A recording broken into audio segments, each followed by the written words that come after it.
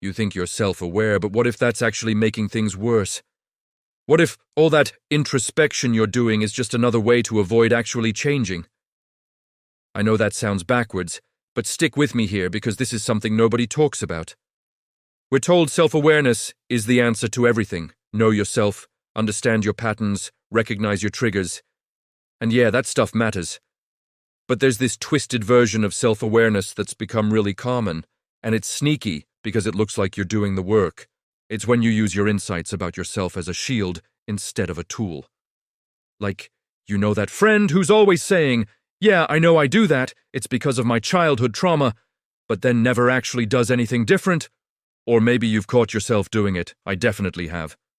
You analyze why you procrastinate, you understand exactly why you avoid difficult conversations, you can trace your commitment issues back to specific moments in your past. And somehow, just knowing all of that makes you feel like you've accomplished something. But here's the problem. Understanding why you do something and actually changing it are completely different things. And when you get really good at explaining your behavior, you can trick yourself into thinking the explanation is enough. It becomes this weird form of permission. I can't help it. This is just how I am because of X, Y, and Z. You're not in denial anymore. You're not clueless. You see the pattern clear as day, but you're still stuck in it. This is what I call defensive self-awareness. It's self-awareness that protects you from growth instead of enabling it, and it's everywhere. Think about therapy culture for a second. Now, I'm not anti-therapy at all. Therapy can be life-changing. But there's this thing that happens where people collect diagnoses and insights like they're Pokemon cards. They learn all the psychology terms. They can name their attachment style. They know their Enneagram number. They've identified their core wounds. And all of that knowledge just becomes a really sophisticated way to stay exactly the same. Because once you can explain yourself, you can excuse yourself. I have avoidant attachment, so of course I pulled away when things got serious. I'm a people pleaser because of my family dynamics, so obviously I said yes when I wanted to say no. I have ADHD, so I can't be expected to follow through on things. Notice how these statements sound like self-awareness, but function like excuses. The insight is real. The pattern is real. But the way it's being used is to avoid responsibility. It's like you're giving yourself a pass because you understand the problem so well. And I get it. There's something comforting about understanding why you are the way you are. It makes you feel less broken, less alone. It puts your struggles into a framework that makes sense. But here's what I've noticed in my own life and in watching other people. The more articulate you become about your issues, the easier it is to live with them. You stop feeling that productive discomfort that actually motivates change. Because when something just feels bad and you don't know why, there's this urgency to fix it. But when you can explain it, analyze it, trace it back to its origins, suddenly it feels manageable, not managed, just manageable, like you're on top of it because you understand it, even though nothing has actually shifted. I had a period in my life where I was incredibly self-aware about my anxiety. I knew exactly what triggered it. I could feel it building in my body. I understood the thought patterns that fed it. I read books about it. I talked about it in therapy. I could explain the neurological basis for it. And you know what? My anxiety didn't get better, because I was using all that knowledge to accommodate my anxiety instead of challenging it. I'd explain to people why I couldn't do certain things. I'd build my life around avoiding triggers. I felt like I was being so mature and self-aware about it. But really, I was just building a really comfortable cage. The shift happened when I realized that understanding my anxiety wasn't the same as overcoming it. That I could know everything about why I felt anxious and still choose to do the scary thing anyway. That's when self-awareness became useful, instead of defensive. So how do you tell the difference? How do you know if your self-awareness is actually helping you grow, or just helping you stay comfortable? Here's a simple test. Ask yourself, what have I actually changed based on this insight? Not what have I understood. Not what have I become aware of. What have I done differently? Because real self-awareness leads to different choices. It's not just, I know I do this. It's, I know I do this, and here's what I'm doing about it. The action part is what matters. Without action, self-awareness is just really detailed self-observation. And there's another layer to this that's even more subtle.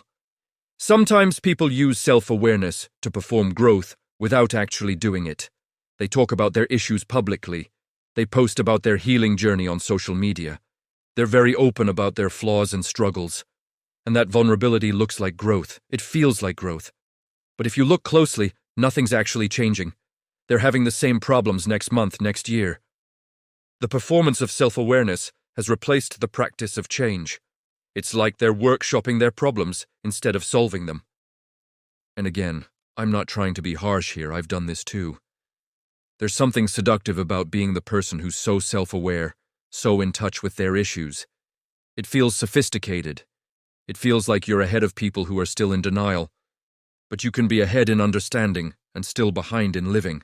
The people who actually change aren't always the ones who can explain themselves the best. Sometimes they're the ones who understand themselves just enough to know what needs to shift, and then they focus on shifting it. They're less interested in the why and more interested in the what now. Here's another way defensive self-awareness shows up. You use your insights about yourself to control how other people see you. You tell people your flaws before they can discover them. You explain your behavior before anyone can judge it. It's preemptive damage control, disguised as honesty. Just so you know, I'm terrible at texting back, it's not personal. I tend to shut down during conflict because of my past. I'm an introvert, so I'll probably leave early. These statements aren't necessarily wrong, but when you lead with them, you're setting up a framework where your behavior is explained before it's experienced. You're managing the narrative, and that's not the same as being genuinely open or vulnerable. It's more like you're installing a defense system. Real vulnerability is letting people see your struggles without giving them the instruction manual for how to interpret it. It's being okay with being misunderstood sometimes. It's not needing to control the story. So what does healthy self-awareness actually look like? It's awareness that creates space for something different to happen. It's noticing the pattern and then interrupting it, even when it's uncomfortable. It's understanding why you do something and then choosing to do it differently anyway. It's less talking about your issues and more experimenting with new responses. It's being willing to be bad at something new instead of staying good at explaining why you're stuck. Healthy self-awareness is humble. It doesn't assume that understanding equals mastery. It stays curious instead of conclusive. It's okay with discovering new layers of the same old problems. Defensive self-awareness is closed. It's got it all figured out. It knows exactly why everything is the way it is. And that certainty is actually what keeps you trapped. Because once you think you fully understand something, you stop looking at it with fresh eyes.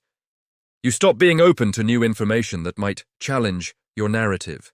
I think the hardest truth about this whole thing is that self-awareness can become its own addiction. The insight feels so good that you keep seeking more of it instead of doing something with what you already know. You read another book, listen to another podcast, go deeper in another therapy session.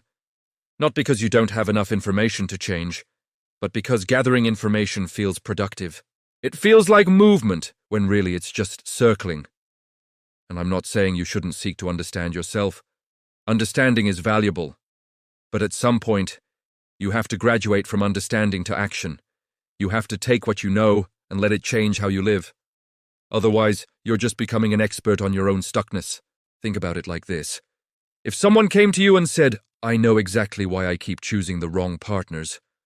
I understand my patterns completely. I can see it so clearly."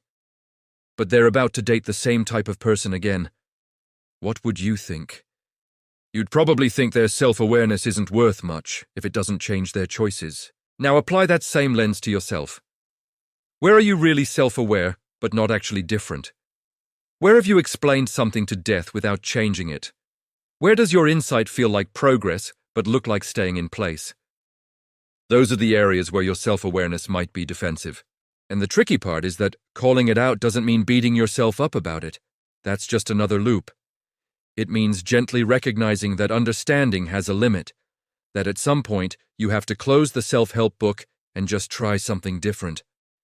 Even if you don't fully understand why yet, even if you haven't processed every layer of it, even if it feels messy and imperfect.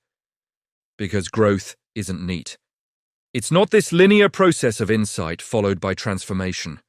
It's more like stumbling forward, trying things that don't work, adjusting, trying again. Sometimes you figure out why you do something after you've already stopped doing it. Sometimes the change comes first, and the understanding comes later. We've got it backwards when we think we need complete self-awareness before we can change. Most of the time, you just need enough awareness to take one different action, and then you learn from that, and then you take another different action. Self-awareness should be a starting point, not a destination. It should open doors, not close them. If your self-awareness is making you feel more stuck, more limited, more defined by your past or your patterns, then it's probably working defensively. If it's making you feel more curious, more willing to experiment, more open to becoming someone slightly different, then it's working the way it should. The question isn't whether you're self-aware. The question is what you're doing with that awareness. Is it protecting you from discomfort or pushing you toward growth? Is it explaining why you can't or exploring how you might? Is it a reason or an excuse? Only you can answer that honestly. But if you've been stuck in the same patterns for a while, despite understanding them really well, that might be your answer. Maybe it's time to know a little less and do a little more. If this hit home, there's another video you should probably watch next.